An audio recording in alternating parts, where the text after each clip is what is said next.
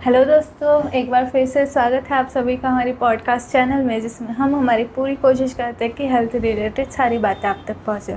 तो दोस्तों, आज के पॉडकास्ट में हम एंजियोप्लास्टी के बारे में बात करेंगे। आज हमारे साथ है वलसाड और वापी के जाने माने कार्डियोलॉजिस्ट, जिन्हें इस फील्ड में 15 साल का एक्सपीरियंस है। तो चलिए स्वागत करते हैं डीएम कार्डियोलॉजिस्ट डॉक्टर नवीन अग्रवाल का। हेलो सर, स्वागत है आपका हमारी पॉडकास्ट चैनल में। Thank you. आप एज अ कार्डियोलॉजिस्ट आपके बैकग्राउंड को थोड़ा इंट्रोड्यूस करें। मैं एक इंटरवेंशनल कार्डियोलॉजिस्ट हूँ और बेसिकली एंजियोप्लास्टी, एंजियोग्राफी या बलून प्रोसीजर्स, पेसमेकर प्रोसीजर्स, ये सब चीज़ों से हम डील करते हैं। पेशेंट्स को, हार्ट अटैक वाले पेशेंट्स या हार्ट फेलियर वाले पेशेंट्स को हम दवाइयाँ वगैरह भी लिखते हैं। तो ये बेसिकली मेरा फील्ड है और पिछले 15 सालों से मैं इस फील्ड में हूँ। डीएम करने के बाद काफ़ी सालों से मैं गुजरात में हूँ और अभी प्रेजेंटली गुजरात के वलसाड, वापी और बोईसर जो महाराष्ट्र में है, इस एरिया में मैं बेसिकली प्रैक्टिस करता हूँ। यहाँ मेरे हॉस्पिटल्स भी हैं और यहाँ पे बेसिकली मैं कंसल्टेशंस और प्रोसीजर्स करता हूँ कार्डियक के लिए। तो सर, आज का हमारा टॉपिक है एंजियोप्लास्टी। एंजियोप्लास्टी बहुत ही ज़्यादा कॉमन टाइप हो गया है हर किसी को, जिसको भी हार्ट फेलियर की प्रॉब्लम होती है, मैक्सिमम केसेस में हार्ट एंजियोप्लास्टी करवानी पड़ती है। तो आज हम इसी के बारे में बात करेंगे और हमारे पास कुछ सवाल है आपके लिए। एंजियोप्लास्टी होता क्या है और इसकी प्रोसीजर क्या होती है? एंजियोप्लास्टी बेसिकली एक परक्यूटेनियस प्रोसीजर है जिसमें पेशेंट की हृदय की नली में अगर कोई ब्लॉकेज हो तो उसको खोला जाता है। बेसिकली हार्ट अटैक आने का रीज़न ये होता है कि नली में अगर कोलेस्ट्रॉल जमा होने की वजह से रक्त का प्रवाह अगर स्लो हो जाता है, उसमें अगर सडनली ब्लड का क्लॉट बन जाता है तो नली 100% बंद हो जाती है। इसे हार्ट अटैक बोलते हैं। हार्ट अटैक के सिचुएशन में या सिर्फ ब्लॉकेज वाली सिचुएशन में जब भी नली में अगर ब्लड फ्लो प्रॉपर नहीं होता या 70, 80, 90% से ज़्यादा अगर ब्लॉकेज होता है तो वहाँ पे एंजियोप्लास्टी की जाती है। एंजियोप्लास्टी में बेसिकली एक तार हम हाथ की नली यानी रेडियल आर्टरी द्वारा या पाँव की नली फीमोरल आर्टरी द्वारा हार्ट के पास लेके जाते हैं। इसके द्वारा एक कैथेटर हम लेके जाते हैं हार्ट के पास, जिसको हार्ट की नली में हम एंगेज करते हैं, वहाँ बैठाते हैं। उसके बाद एक वायर जो है वो हृदय की नली में क्रॉस करते हैं। ये वायर को जब हम हृदय की नली में क्रॉस करते हैं तो जब ब्लॉकेज का जो पोर्शन है जहाँ पे कचरा जमा हुआ है वहाँ पे हम एक बलून लेके जाते हैं। ये बलून इन्फ्लेटेबल होता है, जिसके बाहर से हम यानी पेशेंट के शरीर के बाहर से कनेक्टर द्वारा कनेक्ट करके उसको हाई प्रेशर पे इन्फ्लेट करते हैं, जिससे कि वो ब्लॉकेज को साइड में क्रश कर देता है। और उसके बाद वो बलून को हटा के हम एक स्टेंट लगाते हैं, जो कि बेसिकली बलून के ऊपर चिपका हुआ एक मेटल की जाली होती है, जो कि बहुत स्पेशलाइज तरीक़ों से बनाई जाती है। ये जाली वहाँ पे जैसे हम बलून को फुलाते हैं तो जाली वहाँ पे दीवार पे बैठ जाती है और फिर हम बलून को निकाल देते हैं तो स्टेंट वहाँ पे प्लेस्ड हो जाता है। तो इस प्रोसीजर को बेसिकली टेक्निकल भाषा में एंजियोप्लास्टी कहते हैं। तो क्या इसके कुछ रिस्क फैक्टर्स है जिससे डरना चाहिए? एंजियोप्लास्टी में देखिए, ये 100% रिस्क फ्री तो नहीं होता है। अराउंड एंजियोप्लास्टी में दुनिया भर का जो डेटा कहता है कि 1% लगभग मृत्यु दर होता है। अगर किसी व्यक्ति का अगर ख़राब हालत में करें या हार्ट फेलियर में करें या हार्ट अटैक के सिचुएशन में अगर एंजियोप्लास्टी करें तो मृत्यु दर बढ़ जाता है। इसके अलावा अगर किसी व्यक्ति को बहुत ज़्यादा रिस्क फैक्टर्स हो, उसकी कंडीशन प्रोसीजर करने के टाइम ज़्यादा ख़राब हो, कॉम्प्लिकेटेड एंजियोप्लास्टी हो, मल्टीपल स्टेंट्स डाले जा रहे हैं या मल्टीपल ब्लॉकेजेस हैं, वहाँ पे रिस्क थोड़ा सा बढ़ जाता है। ओवरऑल ये बहुत रिस्की प्रोसीजर तो नहीं है, मृत्यु दर अराउंड 1% है, लेकिन हाँ बिल्कुल रिस्क फ्री प्रोसीजर भी नहीं है।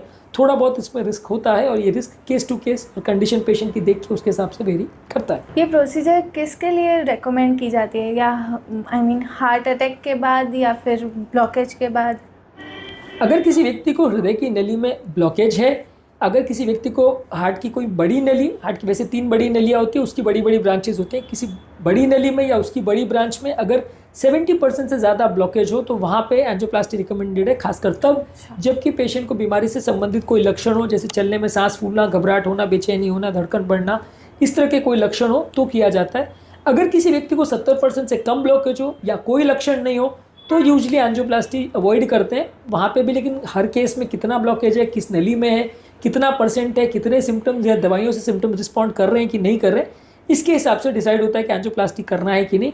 दूसरा सिनेरियो ये है कि जब पेशेंट को हार्ट अटैक आता है, यानी ये जब भी नली 100% बंद हो जाती है तो वहाँ इमरजेंसी में एंजियोप्लास्टी की जाती है। यहाँ पे नली 100% बंद हो जाती है तो टिश्यू या कोशिका का ब्लड सप्लाई पूरा बंद हो जाता है। तो यहाँ पे इमरजेंसी में कोशिका को बचाने के लिए और वो सड़ ना जाए, डैमेज ना हो जाए, इसके लिए इमरजेंसी में एंजियोप्लास्टी प्रोसीजर किया जाता है, जिसके द्वारा हम नली को खोलते हैं और ये ब्लड सप्लाई को चालू करते हैं। रेगुलर ब्लॉकेज में जो हम एंजियोप्लास्टी करते हैं वो इमरजेंसी नहीं होता है। हार्ट अटैक में जो एंजियोप्लास्टी करते हैं वो इमरजेंसी होता है। एंजियोप्लास्टी और बाईपास में क्या फ़र्क होता है? एंजियोप्लास्टी बेसिकली एक नॉन इन्वेजिव या सेमी इन्वेजिव प्रोसीजर है जिसमें हम एक छोटे से छेद जो कि सुई की नोक के बराबर होता है, उससे हम एक वायर डाल के ये प्रोसीजर करते हैं, तो व्यक्ति को कोई चीर फाड़ का सामना नहीं करना पड़ता है और कोई टाका भी नहीं आता है। जबकि बाईपास सर्जरी थोड़ी पुरानी प्रोसीजर है। अगर किसी पेशेंट एंजियोप्लास्टी के लिए फीजिबल नहीं है, मल्टीपल ब्लॉकेजेस हैं या टेक्निकल कारणों की वजह से एंजियोप्लास्टी नहीं हो सकती, तो वहाँ बाईपास करते हैं। Bypass basically open heart surgery होती है, जिसमें बड़ी नली से एक एक्स्ट्रा बाईपास चैनल क्रिएट कर दिया जाता है, जिसमें ब्लॉकेज के दूसरी तरफ ब्लड बाईपास नली के थ्रू चला जाए बिना ब्लॉकेज को क्रॉस किए। तो ये बेसिकली जैसे ट्रैफिक में होता है कि सिटी में अगर बहुत ज़्यादा ट्रैफिक होता है तो हम बार की बार हाईवे टू हाईवे एक बाईपास रोड क्रिएट कर देते हैं। तो वैसे ही ये है कि जहाँ पे नली में अगर ब्लॉकेज होता है, ब्लड को बहने को जगह नहीं होती है, तो वहाँ पे हम मेन नली से नीचे वाली नली तक यानी डिस्टल एंड तक एक बाईपास ग्राफ्ट क्रिएट कर देते हैं, जिसमें बॉडी के अंदर से निकाला हुआ ही कोई ट्यूब होता है, कोई नली होती है, उसको वहाँ सर्जिकली कनेक्ट कर देते हैं। तो बेसिकली डिफरेंस ये है कि एंजियोप्लास्टी नॉन इन्वेजिव है या बगैर सर्जरी वाला प्रोसीजर है, और bypass surgery open heart surgery करके की जाती है। एंजियोप्लास्टी के पहले की प्रिपरेशन क्या होती है? एंजियोप्लास्टी में बेसिकली पेशेंट को हॉस्पिटल में एडमिट करना पड़ता है। ये प्रोसीजर वैसे तो एंजियोग्राफी 5-10 मिनट की और एंजियोप्लास्टी 15-20 मिनट या आधे घंटे का प्रोसीजर है। इसमें पेशेंट को हॉस्पिटल में एडमिट करना पड़ता है, 3 घंटे खाली पेट रखना पड़ता है। जो एरिया से आपको एंजियोग्राफी एंजियोप्लास्टी की जाती है उस एरिया के बालों को हटा दिया जाता है, उसको क्लीन किया जाता है, और फिर जब पेशेंट को प्रोसीजर के लिए लिया जाता है तो उसको वहाँ पे सुन करने के लिए लोकल एनेस्थीसिया दिया जाता है। इस प्रोसीजर में कोई बेहोश नहीं किया जाता है पेशेंट को। कई बार अगर बहुत घबराता है पेशेंट तो थोड़ा सीडेशन दे सकते हैं, पर अदरवाइज बेहोश नहीं किया जाता। उस एरिया को क्लीन करके, उसको प्रॉपर ड्रिपिंग करके, उस एरिया को स्टेरिलाइज करके, फिर वहाँ पे हम एक सुई के द्वारा पंचर करते हैं, उसमें एक वायर डालते हैं और उसके ऊपर एक शीथ डालते हैं, जिसके द्वारा फिर बाकी कैथेटर्स और वायर सारी चीज़ें हम ले जाके प्रोसीजर को करते हैं। और जब प्रोसीजर हो जाता है तो फिर ये शीथ को निकाल देते हैं। बेसिकली ये प्रिपरेशन प्रोसीजर के पहले ज़्यादा कॉम्प्लिकेटेड नहीं है, आधे 1 घंटे का काम है, लेकिन इसके लिए पेशेंट को एटलीस्ट प्रोसीजर से 1 घंटे पहले एटलीस्ट हॉस्पिटल में भर्ती करना पड़ता है। तो क्या एंजियोप्लास्टी के दौरान कोई पेन या डिस्कम्फर्ट फील होता है? एंजियोप्लास्टी के दौरान थोड़ा पेन होता है, क्योंकि ये प्रोसीजर जो है लोकल एनेस्थीसिया में किया जाता है। इसमें बेहोश नहीं किया जाता पेशेंट को। हाथ की नली में एक सुई लगेगी, वहाँ पे वो एरिया को सुन कर दिया जाता है, उसके बाद ये शीत वाला प्रोसीजर सब किया जाता है, तो ज़्यादा कोई पेन नहीं होता। जब हम हृदय की नली में बलून या स्टेंट फुलाते हैं तो कुछ सेकेंड्स के लिए पेशेंट को हल्का सा दर्द होता है, तो वो पेशेंट को पहले बता दिया जाता है। तो कोई बहुत सीवियर पेन या उसके बाद कोई पेन होगा पेशेंट को, ऐसा यूजुअली नहीं होता। कोई पेशेंट अगर हाइपर सेंसिटिव हो या उसको थोड़ा पेन का थ्रेशोल्ड कम हो तो उसको थोड़ा इंटॉलरेंस हो सकता है, पर ज़्यादातर मान के चलिए कि प्रोसीजर लगभग पेनलेस होता है। तो क्या एंजियोप्लास्टी के कोई बहुत बड़े बेनिफिट्स या समथिंग है? एंजियोप्लास्टी में सबसे बड़ा बेनिफिट ये है कि देखिए, अगर किसी की हृदय की नली में ब्लॉकेज है और आपने उसको अगर खोल दिया तो हार्ट अटैक का रिस्क काफ़ी कम हो जाता है। अगर किसी पेशेंट को चलने में सांस फूल रही है, घबराहट बेचैनी हो रही है, वो सिम्टम्स हो रहे हैं, तो वो लगभग पूरी तरह से चले जाते हैं और बगैर दवा लगभग चले जाते हैं। हालांकि लाइफ टाइम दवा फिर भी कुछ तो चलती है, लेकिन पेशेंट के सिम्टम्स लगभग चले जाते हैं और हार्ट अटैक का रिस्क लगभग कम हो जाता है। इसके बाद लगभग रिस्क जो पहले 50-60% होता है ब्लॉकेज वाले केस में, वो कम होकर 1 या 2% पे आ जाता है। तो इसके 2 मेन बड़े फ़ायदे हैं। एक तो उसके सिम्टम्स चले जाते हैं, दूसरा हार्ट अटैक का रिस्क कम हो जाता है, जिससे पेशेंट का मृत्यु दर कम हो जाता है। और अगर किसी व्यक्ति का हार्ट फेलियर ऑलरेडी है या वैल्व में वगैरह लीक है तो उसमें भी सिग्निफिकेंट सुधार देखने को मिल सकता है। और एंजियोप्लास्टी के बाद पेशेंट की लाइफ में कोई फ़र्क आता है? ज़्यादातर पेशेंट्स अपना रूटीन काम कर सकते हैं एंजियोप्लास्टी के बाद। 10 से 15 दिन में अपना ऑफिस ज्वाइन कर सकते हैं, अपना सब काम कर सकते हैं। और अगर कोई हेवी काम भी अगर करता है पेशेंट तो भी ज़्यादातर वो महीना 15 दिन के बाद सब चालू कर सकते हैं। कुछ पेशेंट जिनको सीवियर हार्ट फेलियर है या उनकी पंप क्षमता वर्क कम है, स्टैमिना बहुत कम है, वहाँ अगर हेवी काम करना हो तो थोड़ा ज़्यादा वेट करना पड़ेगा, ज़्यादा रिहैबिलिटेशन करना पड़ेगा। पर ज़्यादातर पेशेंट्स 15-20 दिन के बाद अपनी लगभग नॉर्मल लाइफ जी सकते हैं, जिसमें अपना ज़्यादातर इनफैक्ट आपको बाहर से देखने में पता भी नहीं चलेगा इस व्यक्ति की एंजियोप्लास्टी हुई है। ज़्यादातर इतनी लगभग नॉर्मल लाइफ हो जाती है। हाँ, अगर किसी को हार्ट अटैक के बाद एंजियोप्लास्टी की है तो एंजियोप्लास्टी से उसकी लाइफ रिस्ट्रिक्ट नहीं होगी। हार्ट अटैक की वजह से हाँ कुछ उसके रिस्ट्रिक्शन लाइफ में हो सकते हैं, खाने पीने का और लाइफस्टाइल का थोड़े चेंजेस हो सकते हैं। इसके रिस्क को मैनेज कैसे किया जाए? एंजियोप्लास्टी में वैसे तो देखिए ज़्यादा रिस्क नहीं होता, रिस्क ज़्यादातर 1 to 2% होता है। अगर आप किसी एक्सपीरियंस सेंटर पे एक्सपीरियंस कार्डियोलॉजिस्ट के पास करवा रहे हो तो मृत्यु दर प्रोसीजर के दौरान या उसके बाद काफ़ी कम होता है। लेकिन हाँ, ज़ीरो नहीं होता, क्योंकि अपने आप में हार्ट की बीमारी ही ऐसी है और हार्ट इतना ज़्यादा सेंसिटिव ऑर्गन है कि बहुत जल्दी ही पेशेंट की इसमें जान का खतरा हो सकता है। तो इसमें थोड़ा रिस्क तो है, लेकिन अगर आप अच्छे सेंटर में करा रहे हो और अगर टाइम पे करवा रहे हो, पेशेंट की हालत उस समय अच्छी है, कोई हार्ट फेलियर वगैरह में नहीं गया है पेशेंट, तो फिर उतना ज़्यादा रिस्क नहीं होगा और इसमें कोई बहुत ज़्यादा घबराने का इशू नहीं है ज़्यादातर केस में। अच्छा, तो क्या ये हार्ट अटैक के केस में भी इफ़ेक्टिव होती है? हार्ट अटैक के केस में इनफैक्ट सबसे ज़्यादा इफेक्टिव ही यही होती है। हार्ट अटैक के केस में जब आप इंजेक्शन वाला थेरेपी देते हो तो इंजेक्शन वाला थेरेपी जिसे थ्रोम्बोलिटिक थेरेपी बोलते हैं, उसका सक्सेस रेशियो मैक्सिमम 30 से 50% आता है। उसमें भी नली टेम्प्रेरी ही खुलती है, बाद में पेशेंट को 24 घंटे के अंदर एंजियोप्लास्टी करनी पड़ती है। जबकि एंजियोप्लास्टी इसका फुल एंड फाइनल ट्रीटमेंट है जिसमें आप परफेक्टली नली को खोलते हो। सक्सेस रेशियो ऑलमोस्ट 95 to 99% रहता है नली के खुलने का। हालांकि करने के बाद भी थोड़ा मृत्यु दर तो रहता है, लेकिन ओवरऑल एंजियोप्लास्टी में सबसे बेस्ट और सबसे ज़्यादा सक्सेसफुल थेरेपी यही है। और आजकल ये माना जाता है कि जिस कहीं पे ये फैसिलिटी अवेलेबल है तो वहाँ किसी भी और थेरेपी के बदले सबसे पहले डायरेक्ट एंजियोप्लास्टी ही की जाती है, क्योंकि इसका सक्सेस लगभग गारंटेड होता है। तो इसके बाद पेशेंट की लाइफस्टाइल कैसी रहनी चाहिए? एंजियोप्लास्टी के बाद लगभग पेशेंट की लाइफस्टाइल ऑलमोस्ट नॉर्मल होगी, अपना काम वाम सब कर सकता है। हालांकि कुछ मॉडिफिकेशंस उसको करने पड़ेंगे, जैसे खाने पीने में ध्यान रखना है, कोई व्यसन अगर है तो उसको बंद करना है, डेली एक्सरसाइज करनी है, मेंटल स्ट्रेस वगैरह को कम रखना है, नींद अच्छी रखनी है और अपनी लाइफस्टाइल का ओवरऑल ध्यान रखना है। अगर हार्ट फेलियर है तो उसके हिसाब से अपनी रिस्ट्रिक्टिव एक्टिविटीज़ और सारी चीज़ों को प्लान करना है। तो ये सारी चीज़ें कार्डियक रिहैबिलिटेशन का पार्ट होती है, लेकिन प्रैक्टिकली स्पीकिंग पेशेंट की लाइफ थोड़े मॉडिफिकेशन के बाद लगभग नॉर्मल जैसी हो सकती है। कितना टाइम पीरियड जाता है उसमें भी नॉर्मल एक्टिविटी में? 15 दिन के अंदर ज़्यादातर लगभग अपना सब काम पेशेंट कर सकता है। ज़्यादातर ये इस पे बात पे डिपेंड करेगा कि पेशेंट की ओवरऑल पहले कंडीशन कैसी थी और किस सिचुएशन में एंजियोप्लास्टी की गई। ज़्यादातर अगर बेसिक किसी का वॉक इन पेशेंट का अगर एंजियोप्लास्टी किया गया बगैर अटैक वाला या सिर्फ ब्लॉकेज वाला, तो इवन वो 7 दिन में भी अपना जॉब ज्वाइन कर सकता है, उसमें दिक्कत नहीं आता है। 2 दिन में पेशेंट को छुट्टी कर देते हैं, अगले दिन से पेशेंट चलना फिरना चालू कर सकता है। और क्योंकि आज के ज़माने में ज़्यादातर एंजियोप्लास्टी हम लोग 95% केसेस हाथ की नली से करते हैं, तो उसमें प्रोसीजर करने के 1-2 घंटे के बाद भी पेशेंट अगर थोड़ा चलना चाहे और बाथरूम जाना चाहे तो अलाउ कर सकते हैं। और नेक्स्ट मॉर्निंग से तो चलना फिरना, नॉर्मल खाना खाना, बाथरूम जाना सब अलाउ कर ही देते हैं। और 5-7 दिन में पेशेंट अपना जॉब ज्वाइन भी कर सकता है अगर बगैर हार्ट अटैक वाला पेशेंट है तो। अच्छा, तो क्या एंजियोप्लास्टी के बाद रेगुलर फॉलोअप्स ज़रूरी है? एंजियोप्लास्टी के बाद फॉलोअप्स काफ़ी ज़रूरी है, क्योंकि पेशेंट का ओवरऑल कंडीशन कैसी है, दवाइयों का रिस्पॉन्स कैसा है, दवा से कोई इफेक्ट या साइड इफेक्ट तो नहीं आ रहा है, कोई दवा के डोज चेंज करने की आवश्यकता है नहीं, कोई स्टेंट रिलेटेड प्रॉब्लम या इश्यूज़ तो नहीं आ रहे। ये सारी चीज़ें देखने के लिए रेगुलर कार्डियोलॉजिस्ट के पास फॉलोअप करना आवश्यक है। इनिशियली डिस्चार्ज के बाद पहला फॉलोअप यूजली मैं अपने पेशेंट को 10 दिन में बुलाता हूँ, फिर 1 महीने बाद, फिर 3 महीने बाद, ऐसा यूजली रहता है। इनिशियल पीरियड में ज़्यादा अग्रेसिव फॉलोअप की आवश्यकता है। एक बार पेशेंट को 1-2 साल हो जाए तो फिर मोस्टली एंजियोप्लास्टी रिलेटेड प्रॉब्लम्स कोई नहीं आती है, तो फिर पेशेंट 6 महीना या 1 साल में भी डॉक्टर को बताए तो उसकी प्रॉब्लम नहीं आती है। तो क्या इसके बाद भी हार्ट प्रॉब्लम हो सकते हैं? स्टेंट में रीब्लॉकेज होने का लगभग 5% चांस रहता है। ज़्यादातर रीब्लॉकेज जो होती है पहले 6 मंथ्स में ज़्यादा होती है। आजकल क्योंकि ज़्यादातर मेडिकेटेड स्टेंट यूज़ करते हैं जिसमें एक बेसिकली एंटी कैंसर केमिकल होता है जो रीब्लॉकेज नहीं बनने देता है, तो इसमें ज़्यादातर अगर अच्छी क्वालिटी का स्टेंट यूज़ करें तो 5% रीब्लॉकेज लगभग होता है। अगर ये होगा तो पहले 6 मंथ्स में ही होगा ज़्यादातर केस में। और पहले ज़माने में जो सादे स्टेंट यूज़ होते थे उस ज़माने में रीब्लॉकेज का चांस ज़्यादा होता था, लगभग 20-25% जैसा होता था। अगर सिर्फ बलून एंजियोप्लास्टी करते हैं तो उसमें रीब्लॉकेज का चांस इवन ज़्यादा 30-40% तक हो सकता है। पर आज के डेट में आप प्रैक्टिकली मान के चल सकते हैं कि 99% केस में मेडिकेटेड स्टेंट ही यूज़ होते हैं, तो रीब्लॉकेज का चांस लेस देन 5% जैसा है। और ज़्यादातर लेकिन प्रॉब्लम अगर आएगी तो पहले 6 मंथ्स में ही आती है। इसमें स्टेंट में रीब्लॉकेज आ सकता है और उसमें दोबारा ट्रीटमेंट की आवश्यकता पड़ सकती है। लोग एंजियोप्लास्टी के नाम से इतना स्ट्रेस हो जाता है कि मत कराओ, हार्ट बॉडी में डैमेज हो जाएगा, परमानेंट डैमेज हो जाएगा, मत कराओ करके एडवाइस। तो क्या ये सही है? क्या परमानेंट डैमेज होता है बॉडी में? इस चीज़ को लेके सच्चाई से ज़्यादा मार्केट में मिथ है। इस चीज़ को लेकर लोग कई भ्रांतियाँ फैलाते रहते हैं कि स्टेंट से बॉडी को नुकसान होता है। ज़्यादातर अभी तक किसी भी स्टडी ने कुछ भी ऐसा साबित नहीं किया है कि स्टेंट से बॉडी को कोई नुकसान होता है। हाँ, रीब्लॉकेज जो होता है या स्टेंट का फेलियर रेट जो है वो 5% मैंने बोला वो हो सकता है। ब्लॉकेज से हार्ट अटैक होने का चांस 50% है। स्टेंट के बाद हार्ट अटैक होने का या सडन क्लॉट होने का चांस 1% है, जिसे स्टेंट थ्रोम्बोसिस बोलते हैं। रीब्लॉकेज का चांस 5% है। इवन बहुत सारे ऐसे पेशेंट जिनको मल्टीपल स्टेंट्स भी लगे हैं और लगभग अपनी नॉर्मल लाइफ जीते हैं।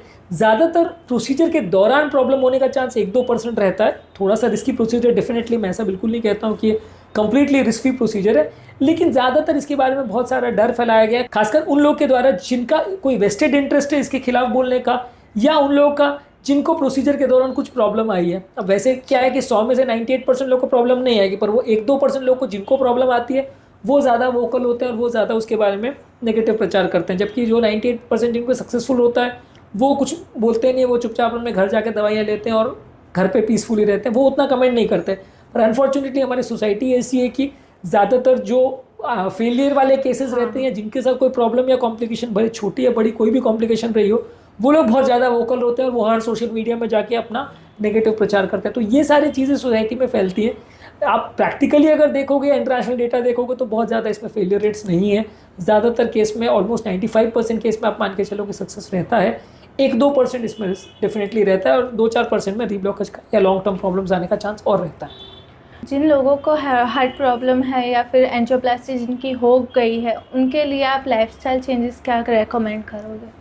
ज़्यादातर अगर किसी व्यक्ति को अगर एंजियोप्लास्टी हो गई तो खाने पीने का बहुत ज़्यादा ध्यान रखना पड़ेगा, बैलेंस डाइट लेना पड़ेगा, तेल घी वाली चीज़ें कम करनी पड़ेंगी, शुगर को बहुत ज़्यादा कट डाउन करना पड़ेगा। नॉन वेजिटेरियन फूड अगर खाते हैं तो उसमें फ़िश ले सकते हैं, अंडे का सफ़ेद बाग ले सकते हैं, मटन चिकन कम रहेगा। प्रोसेस फूड्स बहुत ज़्यादा कम लेने हैं, बेकरी की ज़्यादातर आइटम्स बंद रहेगी, कोल्ड ड्रिंक्स वगैरह बंद रखना है, फ्रूट जूसेस कम रखने हैं, फ्रूट ज़्यादा खा सकते हैं, सब्जियाँ ज़्यादा खा सकते हैं। वज़न किसी का ज़्यादा है तो उसे कम करना चाहिए, डायबिटीज़ और ब्लड प्रेशर है तो उसे कम करना चाहिए, और जो भी रिस्क फैक्टर्स है उसे कम करना चाहिए।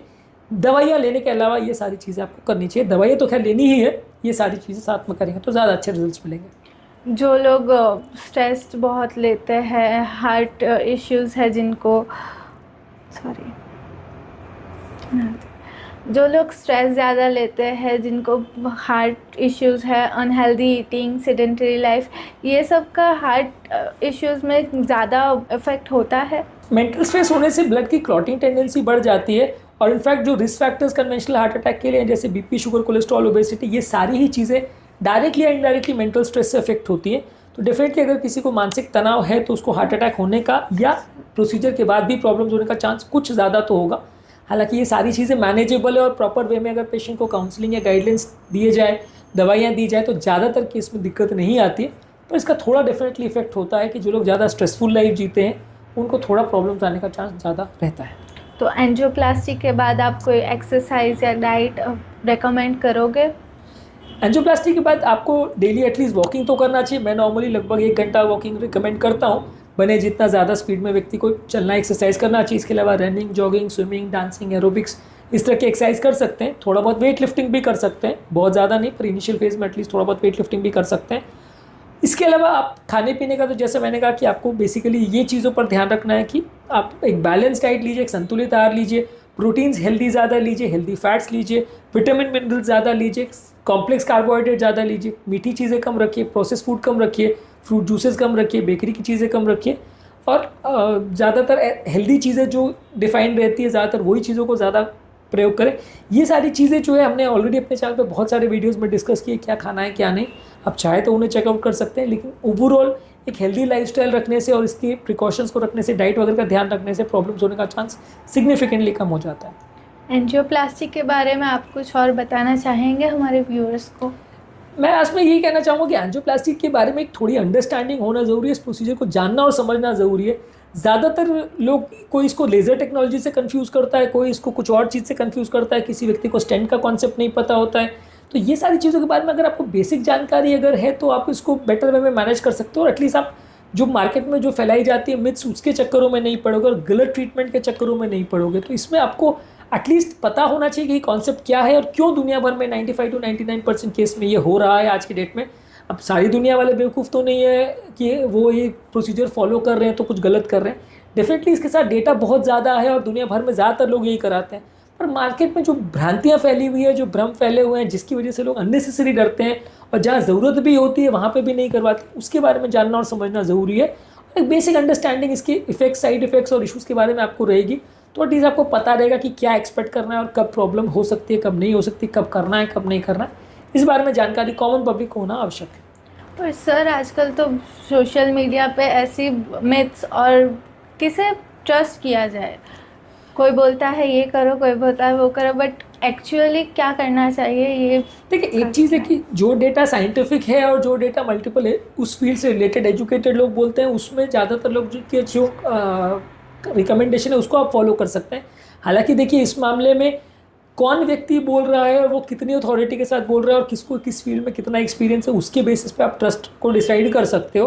और बाकी अपने पर्सनल एक्सपीरियंसेस से इधर उधर से सुन के आप उसको थोड़ा सा उससे एडिशनल इन्फॉर्मेशन ले सकते हो। पर आपके परिवार में या आपके नॉन में किसी एक को अगर प्रॉब्लम हो गई तो आप उसको गोल्ड स्टैंडर्ड बना लो तो गलत है। आपको 10-15 लोग या बहुत सारे लोग जो इससे रिलेटेड है उनके ओपिनियन सुनना चाहिए और फिर एक धारणा बनानी चाहिए जो ज़्यादातर लोग बोल रहे हैं या जिसके बारे में पब्लिश डेटा ज़्यादा है, इंटरनेशनल डेटा जिसके बारे में ज़्यादा है, फिर आप उसको मान सकते हो। एक आध लोग की डिस्कशन पे या किसी एक व्यक्ति ने कुछ बोल दिया या मैंने किसी ने बोल दिया या किसी और व्यक्ति ने यूट्यूब पे कुछ बोल दिया, वो हमेशा रिलायबल वैसा ज़रूरी नहीं है। मल्टीपल लोग जो चीज़ बोल रहे हैं और ज़्यादा अथॉरिटी वाले लोग बोल रहे हैं, उस फील्ड से एजुकेटेड लोग बोल रहे हैं और जो बहुत सारे लोग में एक्चुअल में फ़ायदा किया है, वो चीज़ों को फॉलो करना ज़्यादा सेंसिबल है। हमारे व्यूअर्स आपके वर्क को कैसे फॉलो कर सकते हैं और आपसे ज़्यादा इन्फॉर्मेशन के लिए कैसे कांटेक्ट कर सकते हैं? मेरा एक यूट्यूब चैनल है डॉक्टर नवीन अग्रवाल कार्डियो केयर करके, जिसमें ऑलरेडी लगभग इस फील्ड से रिलेटेड ज़्यादातर हार्ट अटैक, एंजियोप्लास्टी के इश्यूज़, कॉम्प्लिकेशंस, ये सारी चीज़ें पर हमने वीडियोस किए हैं। इसके इमरजेंसी मैनेजमेंट पर भी बहुत सारे वीडियोस किए। अब वो वीडियोस चेकआउट करेंगे तो आपके ज़्यादातर इस बारे में मिथ्स क्लियर हो जाएंगे। कई एनिमेटेड वीडियोस भी हैं कि जिसमें हमने एंजियोप्लास्टी कैसे होता है वो भी दिखाया है और उसके स्टेप्स पर भी डिस्कशन किए, तो वो आप चेकआउट कर सकते हैं। इसके अलावा अगर आप मुझे कंसल्ट करना चाहते हैं, मिलना चाहते हैं, तो I am always available. Valsad Vapi में, ये बोईसर में मैं कंसल्टेशन करता हूँ। पर ओवरऑल आपकी ज़्यादातर मिथ्स और क्वेरीज जो है वो मेरे चैनल पर वीडियोज़ जो है उनसे क्लियर हो जाएंगी, आप उन्हें चेकआउट कर सकते हैं। आपके वैल्यूएबल टाइम के लिए thank you so much sir. दोस्तों, अगर आपको ये पॉडकास्ट अच्छा लगा हो तो लाइक और सब्सक्राइब ज़रूर करें, और अगर आपको हेल्थ रिलेटेड कोई भी सवाल हो तो हमें कमेंट सेक्शन में ज़रूर बताएं। Thank you so much. Thank you.